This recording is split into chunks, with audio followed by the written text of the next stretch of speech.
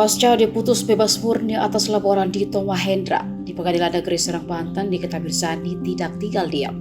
Melalui akun Instagramnya, ia memposting unggahan yang mengatakan jika kasusnya tersebut hanyalah rekayasa saja.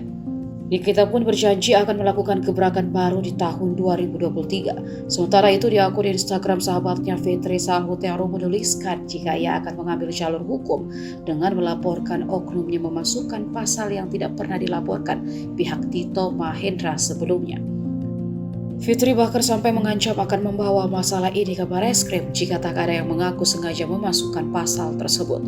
Sebelumnya juga penasihat hukum Nikita Mirzani, Fahmi Bahmid, menjelaskan kepada media jika dalam kasus tersebut kliennya adalah korban kriminalisasi. Ada oknum yang mencoba mempermainkan hukum dengan menjadikan Nikita sebagai korbannya. Fahmi pun menambahkan saat di persidangan kemarin jika hasil putusan majelis hakim membuktikan jika ada oknum yang sengaja melecehkan hukum dalam kasus tersebut.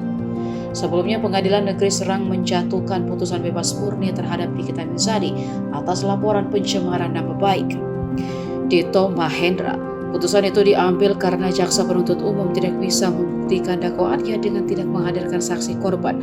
Dalam hal ini Dito Mahendra di pengadilan sejak kasus ini disidangkan dengan alasan sakit karena demam berdarah. Nikita Mirzani sebelumnya langsung menangis histeris sesaat setelah majelis hakim memutuskan membebaskan dirinya Kamis 29 Desember 2022 kemarin.